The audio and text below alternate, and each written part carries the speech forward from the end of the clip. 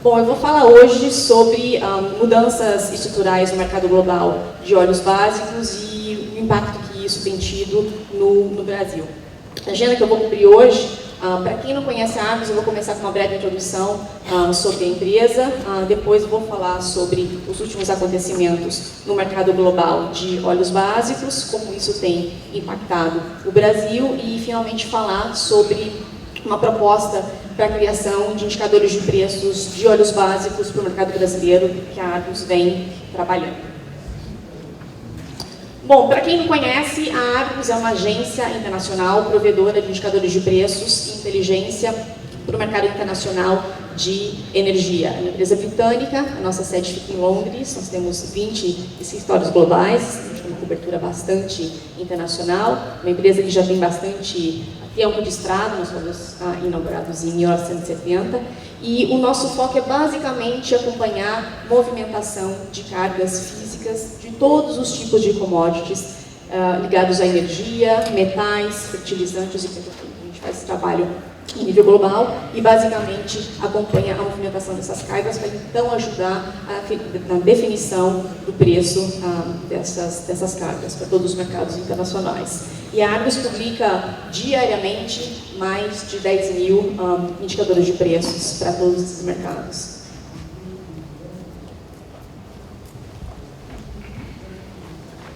Bom, agências provedoras de indicadores de preços como a Argos existem basicamente porque, diferentemente de mercados financeiros, quando a gente pensa, por exemplo, em mercados de ações, mercado de juros, mercado de câmbios, que tem contratos padronizados, ou seja, quando a gente pensa em mercado de ações, os lotes são padronizados, a gente consegue ver isso tranquilamente sendo levado para o ambiente eletrônico de bolsa de valores, por exemplo.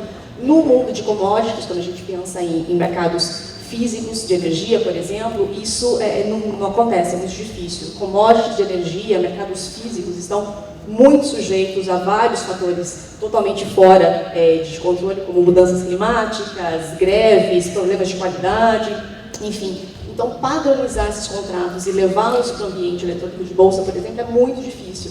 Por isso que, ao longo das décadas, agências como a Argos foram sendo criadas justamente para ajudar no processo de descobrimento de preço dessas commodities. E os indicadores de preços que nós publicamos, eles são usados para uma finalidade imensa de coisas. Então, por exemplo, o principal uso é indexação de contratos, tanto de cargas spot como de contratos de longo prazo. A gente vê que tem uma tendência cada vez maior no mundo de commodities de realmente passar a indexar cargas, a indexar contratos a preços independentes de mercados, publicados por agências independentes como a Argos.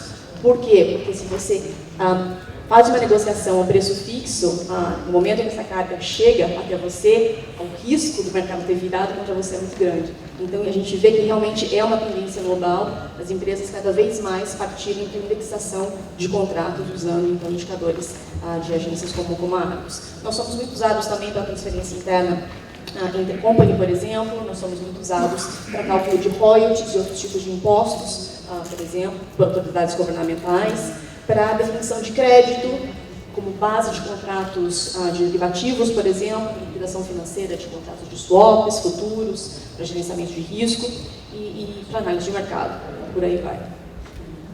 Eu separei alguns exemplos de quem efetivamente usa a Argos para vocês entenderem melhor. A lista é bastante extensa, eu separei só alguns exemplos. Quando a gente pensa em mercados, por exemplo, 95% do mercado americano de petróleo, por exemplo, é indexado com os indicadores da Argos. 95% do mercado global de carvão, por exemplo, são indexados com Argos.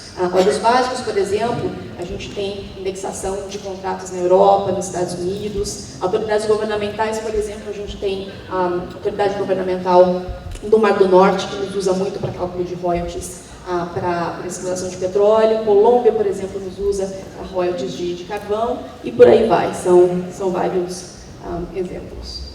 É um relatório global. A gente vê que o mercado de óleos básicos está cada vez mais internacionalizado, então o acompanhamento de fluxos de arbitragem é cada vez mais importante, né, entre regiões. Então é um relatório semanal com atualizações diárias, que traz aí um panorama bastante amplo do mercado global. Bom, falando mais especificamente sobre o mercado internacional de óleos básicos, o mercado global de energia vem passando por um turbilhão de mudanças nos últimos anos e a principal delas foi realmente o boom de petróleo e gás natural de xisto nos Estados Unidos. A gente viu a produção de petróleo de xisto nos Estados Unidos subindo a um nível extremamente alto. Isso fez com que os preços acabassem caindo bastante, porque petróleo americano ainda não pode ser exportado, tem algumas exceções, mas de modo geral não pode ser exportado. Esse petróleo começou a subir, ritmo de produção ficou obviamente preso nos Estados Unidos, os preços caíram e as refinarias americanas passaram a ter acesso a petróleo mais barato e se tornaram bastante competitivas. E a gente viu uma grande mudança em fluxos tradicionais de comercialização, tanto de petróleo como de derivados. Os Estados Unidos passaram a ser exportadores de derivados, que era uma coisa que até há pouco tempo era completamente inimaginável. E isso realmente trouxe uma mudança estrutural, especialmente na bacia do Atlântico, muito grande. Por outro lado, a Europa, meio que na contramão dessa tendência, sem acesso a esse petróleo tão barato, começa a ter problemas de competitividade. Bom, com ou sem shale, com ou sem xisto, existe de qualquer forma, demanda por óleos básicos de maior qualidade por conta de regulamentações de combustíveis mais eficientes e mais limpos. Então, essa demanda, ela, independentemente de xisto ou não, ela realmente já estava prevista para acontecer. Por volta de 2010, 2011, as margens de produção de óleos básicos de alta qualidade estavam bastante atrativas, especialmente para o grupo 3. Então, existia, nessa época, um incentivo bastante interessante para se planejar um aumento de produção. Então, aí, a partir desse momento, a gente começa a ver projetos e investimento em aumento de capacidade produtiva de óleos básicos de maior qualidade, grupo 2 e grupo 3, especialmente. Existia, na época em que esses investimentos foram planejados, uma perspectiva de que esse volume todo que chegaria ao mercado não causaria uma sobreoferta tão grande, porque existia a perspectiva de que grupo 1 acabaria sendo, aos poucos, desligado, ou seja, as plantas elas parariam de funcionar. E isso realmente aconteceu, mas num ritmo muito inferior ao que se estava imaginando. Então, a gente tem uma situação de sobreoferta global, estrutural, de óleos básicos. Bom, o setor de refino na Europa, ele está encolhendo, né? A gente viu cerca de 1.700.000 barris por dia de capacidade de refino fechando na Europa desde 2008, é um volume bastante significativo. Só que, ao mesmo tempo, nesses últimos meses, anos especificamente, a partir do ano passado, com os preços de petróleo caindo, a Europa acabou tendo aí um certo alento, a gente viu um certo alento na Europa, que começou a ter um pouquinho de sobrevida no setor de refino por conta dos preços de petróleo mais baixos. Então, a gente viu as margens melhorando, a capacidade de utilização acabou subindo, chegou a alguma coisa em torno de 90%. Tipicamente, na Europa, a gente via a capacidade de utilização em torno de 80%, então deu realmente uma subida interessante, e isso acabou fazendo com que o ritmo de fechamento de plantas de óleos básicos desse uma desacelerada. Bom, enquanto a gente passa por esse momento de maior estabilidade de produção de grupo 1 na Europa, um fator que é muito importante, interessante, é o aumento de demanda de consumo de grupo 2 pela Europa. Então, a gente vê que, apesar desse momento de estabilidade de grupo 1, a gente vê que grupo 2 realmente a demanda começa a subir, e esse gráfico mostra a evolução das importações da Bélgica, por exemplo, de 2012 a 2015. Bom, e como tudo isso tem afetado o Brasil? Como a gente já falou, as exportações dos Estados Unidos vêm crescendo de óleos básicos, a gente vem num ritmo de crescimento bastante interessante, e o Brasil passou a ser um mercado natural para esse produto por conta da proximidade geográfica entre os dois países. Quando a gente olha o perfil de importação do Brasil, é muito interessante ver a mudança de 2006 para cá, né? Então, o Brasil vem aumentando as suas importações de grupo 2 dos Estados Unidos, né? Então, passaram de 9% a 69% do total, uma mudança bastante grande, a gente vê aqui em laranja, e enquanto isso, as importações de grupo 1 da Europa caíram drasticamente, né? De 63% para 14% é a linha aqui em azul. Então, a mudança foi bastante grande. Mas, diferentemente do que a gente tem visto nos outros países, que são países tipicamente importadores, como Índia, China também, esses outros países, eles têm basicamente acompanhado a forma como eles especificam esse volume que eles estão importando. Então, a partir do momento que eles começam a importar mais grupo 2, a gente tem visto que tanto as importações como a forma como eles especificam os óleos básicos nos seus respectivos mercados domésticos têm sido acompanhados também por uma mudança de grupo 1 para grupo 2, ou seja, esses países eles estão comprando mais grupo 2 e passando a precificar esses mercados com indicadores de grupo 2. E o Brasil é uma das únicas exceções, na verdade, em relação a essa tendência, esse fenômeno que a gente está vendo. O Brasil continua, de uma certa forma, precificando basicamente com base em grupo 1 da Europa. E isso acaba criando alguns problemas, isso cria um risco de base bastante grande para quem participa desse mercado.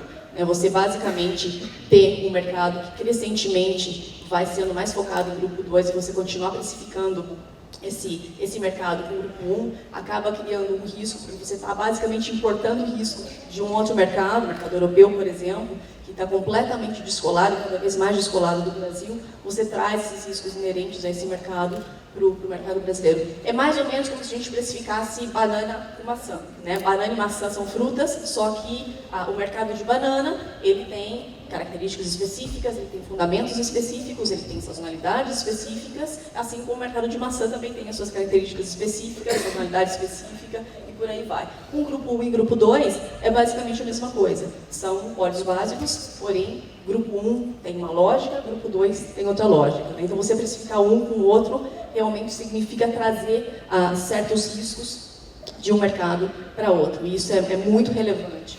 Fazia sentido o Brasil precificar o seu mercado de óleos básicos com o grupo 1 da Europa, quando ele importava um volume bastante grande da Europa para cá. E Europa, tradicionalmente, sempre teve indicadores de preços para exportação bastante relevantes. Nessa época, no passado não tão distante, quando os Estados Unidos ainda não exportavam e eram grandes consumidores, os indicadores de preços de óleos básicos dos Estados Unidos eram realmente mais focados no mercado doméstico. Só que ao longo dos últimos anos, como a gente viu essa tendência mudando, os Estados Unidos passando a ser exportadores de óleos básicos, a gente vê que houve, ao mesmo tempo, o desenvolvimento de indicadores de preços bastante representativos para a exportação de óleos básicos grupo 2 também.